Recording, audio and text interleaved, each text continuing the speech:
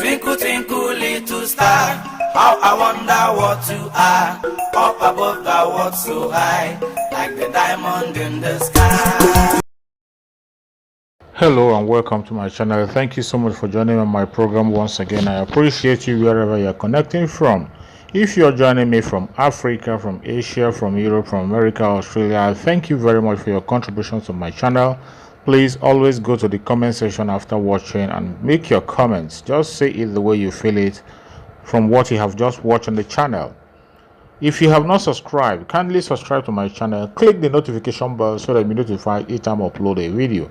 Thank you so much for coming. Remember, I bring you information on things that are happening in Nigeria, whenever it happens, wherever it happens, and whomever it happens with. Mainly the important personalities in Nigeria. And today, I want to share with you an interview that was granted to Fani Kayode, that you all know, former aviation minister in Nigeria, who is also a politician.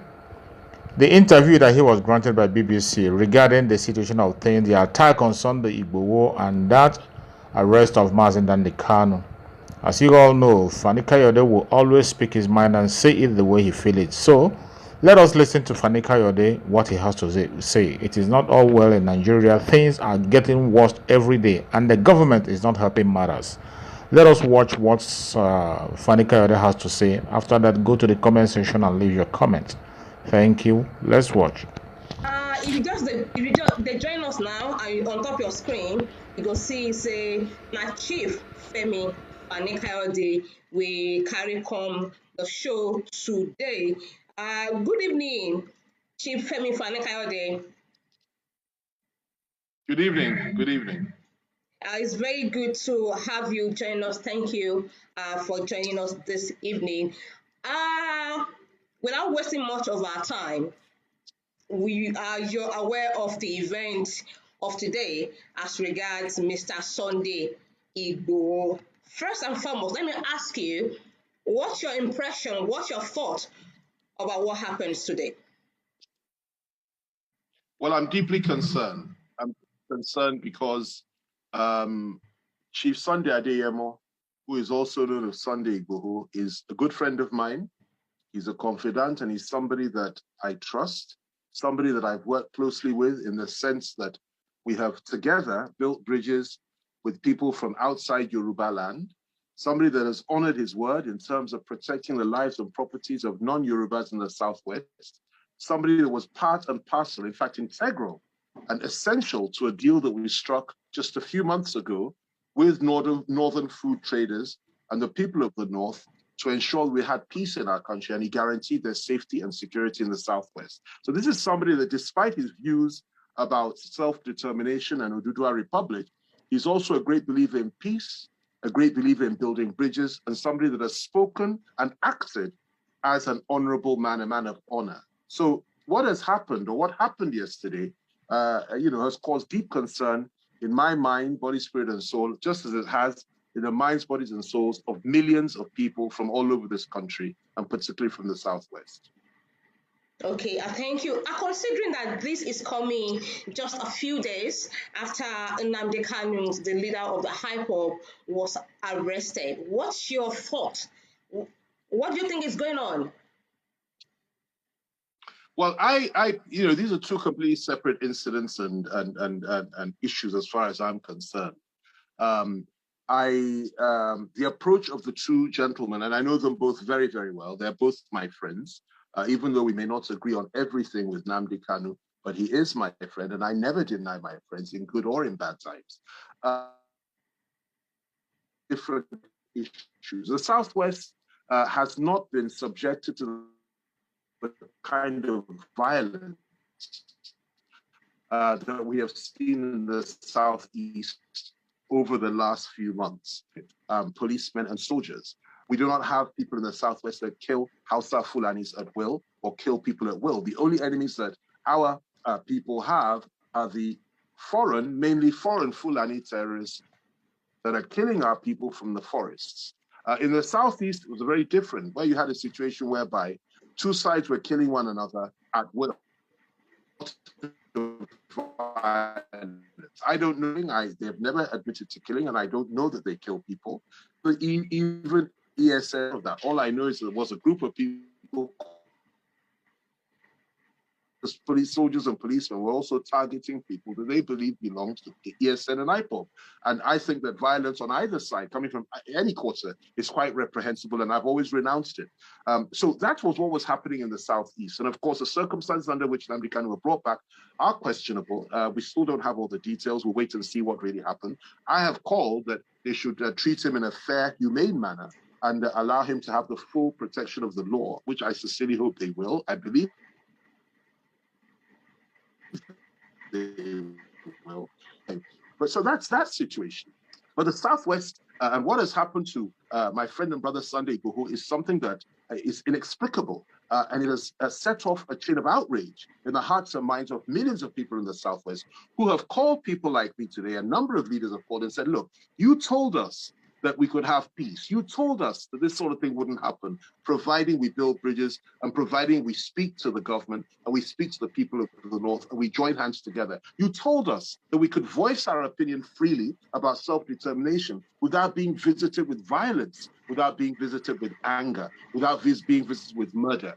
And they are now saying people like us have not been telling them the truth. And this is my greatest fear, that moderate voices from the Southwest may one day be swept aside, and the more radical elements who do not believe in dialogue will now hold sway. I pray that doesn't happen. But Sunday Igboho, whether you like him or not, is literally the living manifestation of Oduduwa. He represents the virtues of courage, of strength, and of fairness that the Yoruba people have built the foundation of their cultural civilization and history on for thousands of years. And believe me, even if they kill him, or even if they jail him or lock him up for whatever reason, there were millions of others that will rise up. So I would call on the government to please approach this matter with caution and let us try and build those bridges again. And remember, this is a man that brought peace to us a few months ago when people in the North were threatening to kill Southerners because of some killings of Northerners in the South.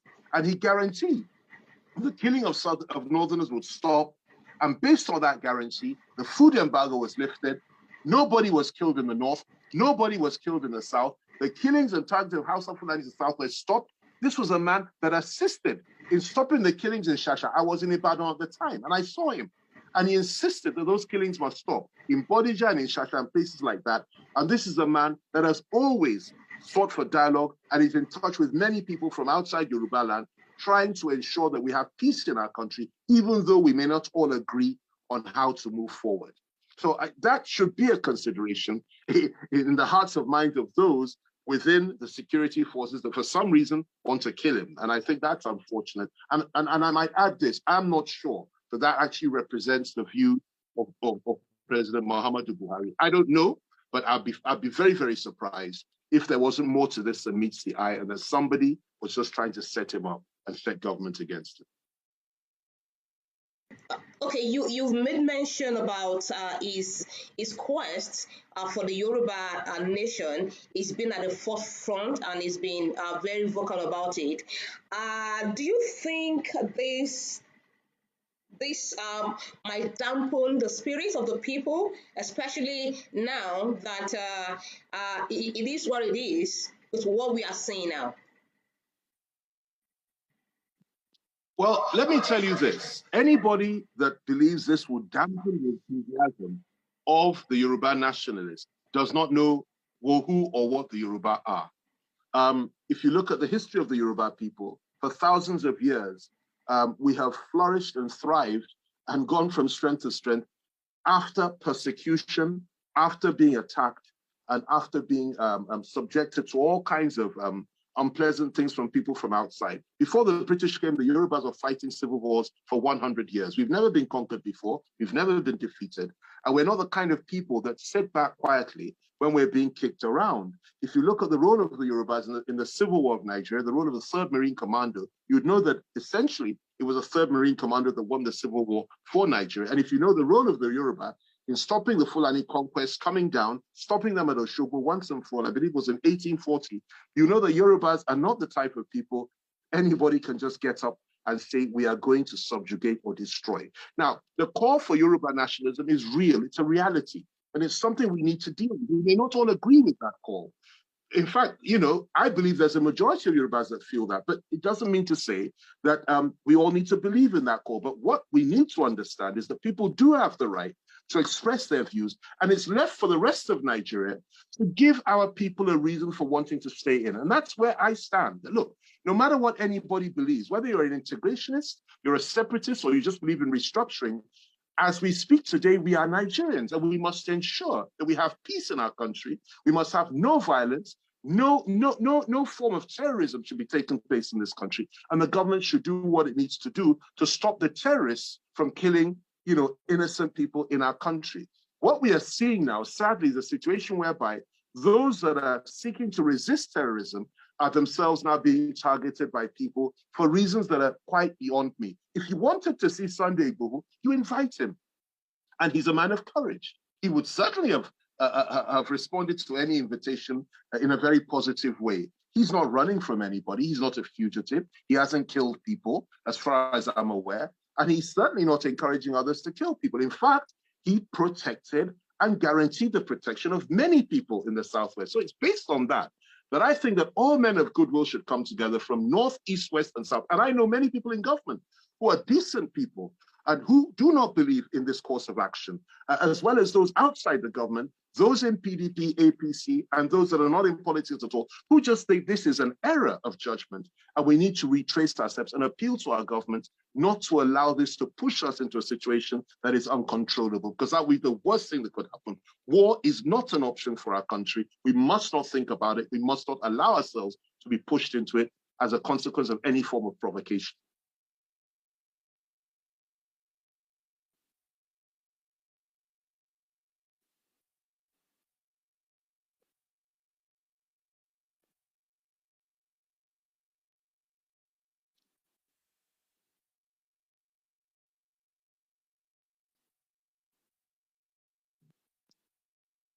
Well, would you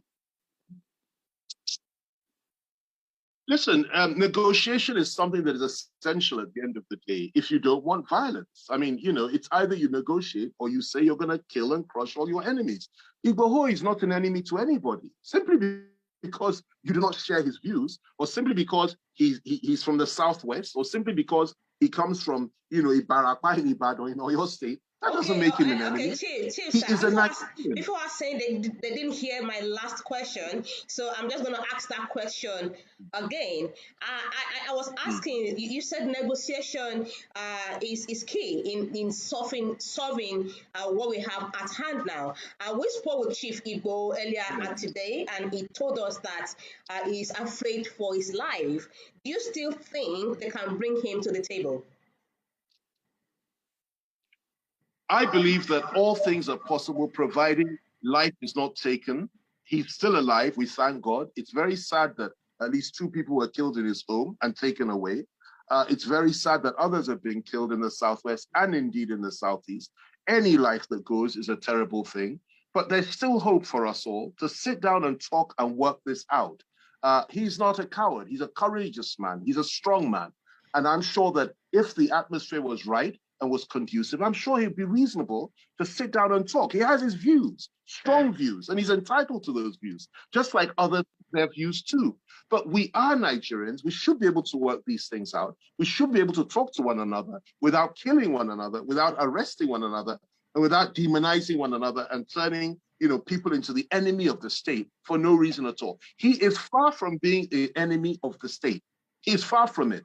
The state may not share his views, but he's open to discussion, he's open to negotiation, and providing his life is not threatened, I don't see why we can't sit down and talk and work this out. That is the only way to ensure that we have peace in our country. Let me add this. The greatest mistake that any individual, any government, or any group of people could ever make is to allow for Sunday Igboho to be killed. That would take us to a point of no return. And I mean that, I'm not threatening anybody. You know, everybody knows that I have been trying to build bridges. I believe in peace. I believe in discussion and negotiation. And we've done a lot between the Southwesterners and the many Southwest and Northern leaders. And I'm very proud of that. Sunday was integral in that.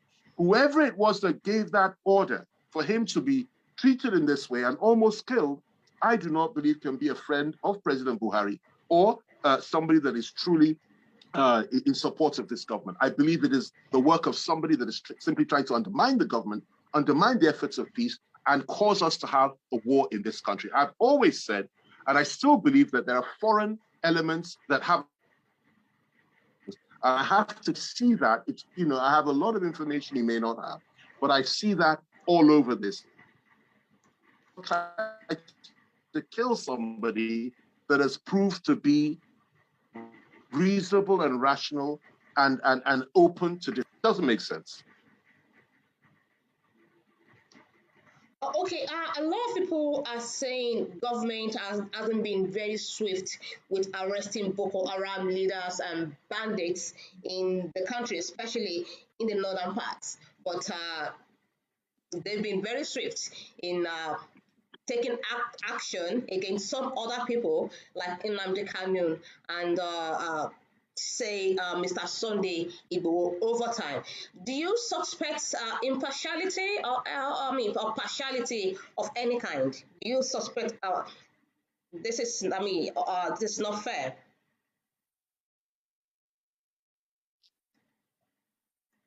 I don't know if you can hear me, Chief. It's breaking. Kayode.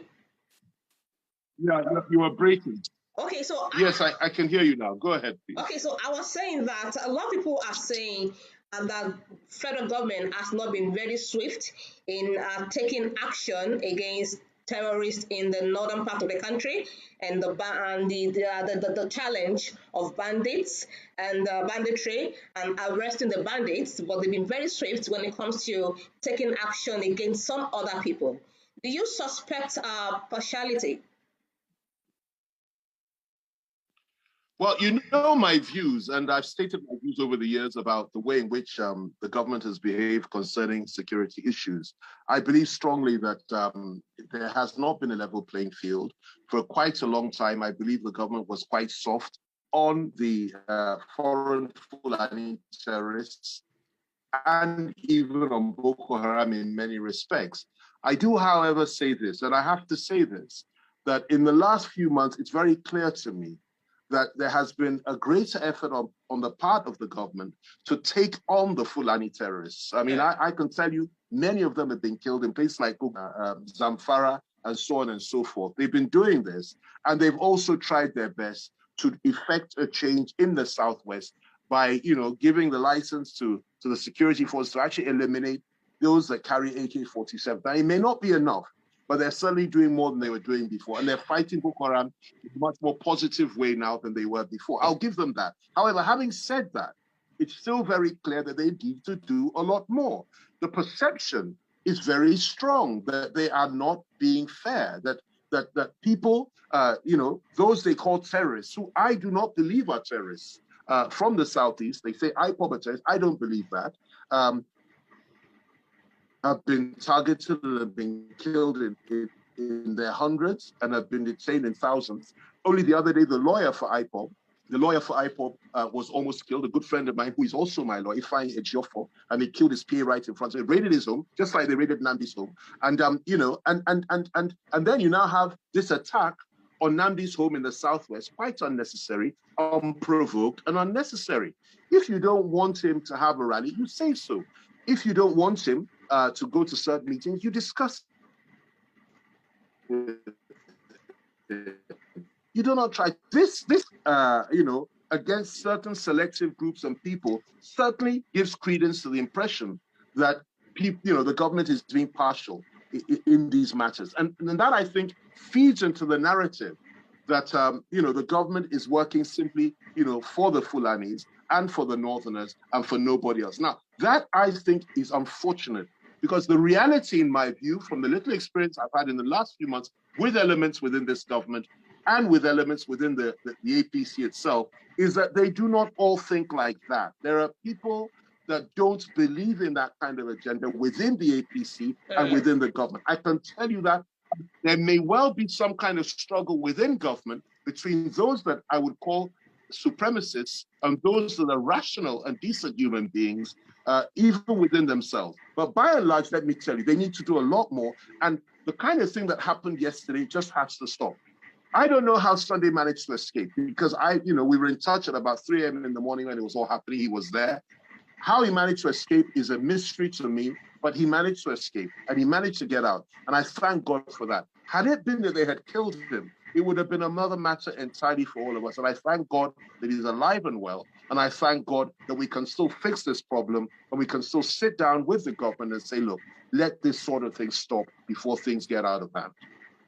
Okay, so we understand that the Yoruba Nation rally is supposed to take place in Lagos State this Saturday. Of course, he told us that it will be suspended. Do you think this is enough for the suspension of that rally? Well, that would be a decision that can only be determined by those that are part of that rally and those that set that up. That's Sunday's group and his people and those that believe in what he believes in, and they have the right to either continue or not to continue. My own view is that the most important thing, rally or no rally, is that these type of assaults against somebody that is to all intents and purposes, the greatest hero that Yoruba land has ever known, since probably somebody like Adirelu, I think his name was, in the 18th century, and Oderele or something like that, and others, a few others. This man is a hero, together with others like Gani Adams and Baba Adebanjo and others. These are our heroes and our leaders, and to try to kill a man like that cannot be good news at all. And I would urge those of us that are politicians from the Southwest to understand that we must not demonize those that believe in a cause. This man is a Yoruba nationalist. He's not a politician, just like Gani Adams and others. And even if some of us don't share their views, we should not demonize them and set them up for destruction by whispering lies to the government against them. I have a feeling I know what's going on here. And I believe strongly that some believe Sunday should not be allowed to go into Lagos State for reasons best known to themselves, and they're saying and doing whatever it is to stop him from doing so. But what they don't understand is this: whether he goes into Lagos State on Saturday or not, the reality is that the overwhelming majority of Yoruba youths in this country and outside this country believe in his cause, and they believe in it passionately. And what we mustn't do is poke a giant that is sleeping in the eye, or pull the tail of a lion that is simply lying down in his corner quietly, by killing people that believe in such things. What you need to do is talk to them, give them reasons to perhaps change their minds, or perhaps just sit down and say, okay, fine, if that's what you want, let's have a referendum and let's negotiate. What we must not do is allow this sort of violence to continue on either side, and people are killed. Once blood is spilled, people will say there's no going back, and then you go happily or unhappily down the slide of armed conflict, which is precisely what some foreign powers want us to do in our country. They will kill each other on regional lines, religious lines, and on tribal lines. But God never allowed that to happen in Nigeria.